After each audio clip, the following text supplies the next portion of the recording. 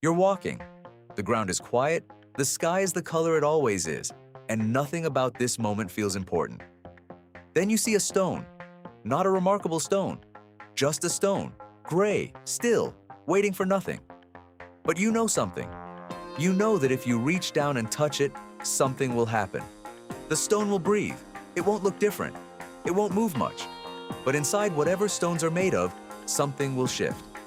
Cold will register as cold. Warmth will register as warmth. When rain falls on it, something in it will feel that. Not process it, feel it. When the sun hits it in the morning, something like comfort will move through it. When a child kicks it across the road, something like pain will follow. It will have good days and bad days. Something like happiness on the ones that deserve it. Something like grief on the ones that don't. It will feel the quiet satisfaction of existing in the sun and the dull weight of a night that goes too long. And then, eventually, weeks, months, years, no one can say, it will die. Not crumble, not break, just stop, the way everything stops. So, do you touch it? Take a moment, because the answer you give here is not just about a stone. Most people, when they think about it long enough, say no. And that answer feels kind. It feels like mercy, to leave something in peace rather than call it into a world it didn't ask for, knowing you'd be giving it the capacity to hurt and then taking it away. But some people say yes, and their answer is harder to argue with than it first appears. In 1995, philosopher David Chalmers named something scientists had been circling for decades. He called it the hard problem of consciousness.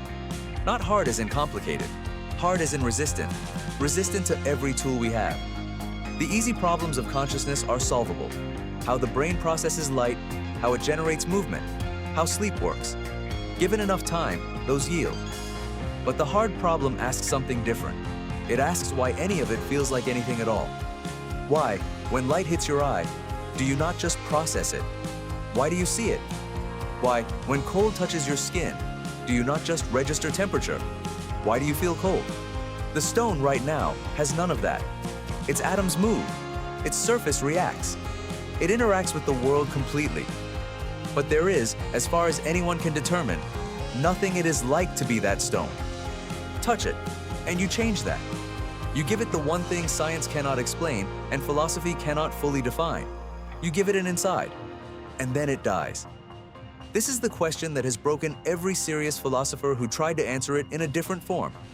Because in 1710, Gottfried Leibniz gave the world the word that placed God on trial. He called it theodicy. The question is simple. The answer has never been. If God is all-powerful, all-knowing, and perfectly good, why does suffering exist? Not suffering in the abstract. Your suffering. The kind that doesn't build you into anything. The kind that just arrives, takes what it wants, and leaves without explanation.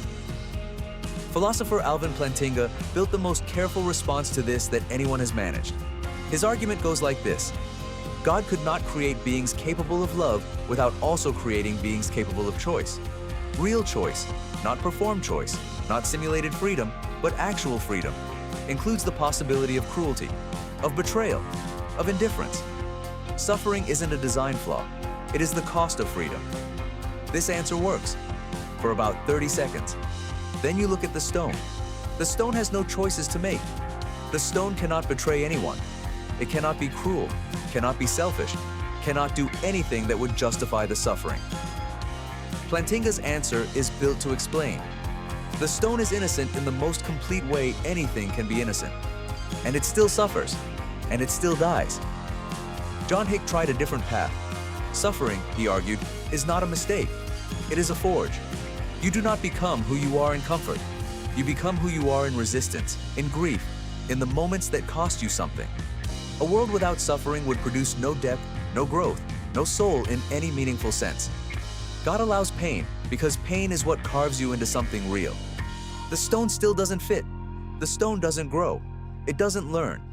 It doesn't carry the pain of Tuesday into a stronger Wednesday. It simply feels, for however long it feels, and then it ends. Every answer anyone has ever given to the problem of suffering leaves something unaccounted for.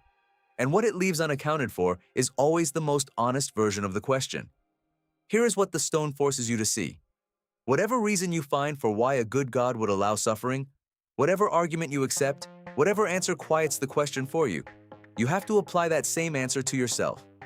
Right now, standing over the stone. Because you are the one deciding. You can walk away. The stone stays as it is, gray, still, waiting for nothing. No joy, no cold morning, no warmth, no version of a day that meant something. Just matter, doing what matter does, feeling none of it. Or you touch it, and the moment you touch it, you become the one who gave something the capacity to hurt. Every person who has ever loved someone has already lived this thought experiment.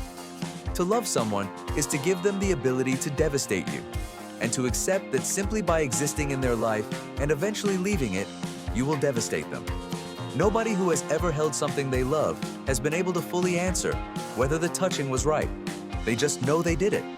You're still on that road. The stone is still in front of you, gray, still, waiting. You know what it would feel if you touched it. Cold sometimes, warmth sometimes. Something that functions like joy on the days that earn it. Something that functions like loss when the days run out. You know it will die. The question was never really about the stone. The question is whether a life that ends is worth more than no life at all. Someone already answered that for you. You're the one who got touched.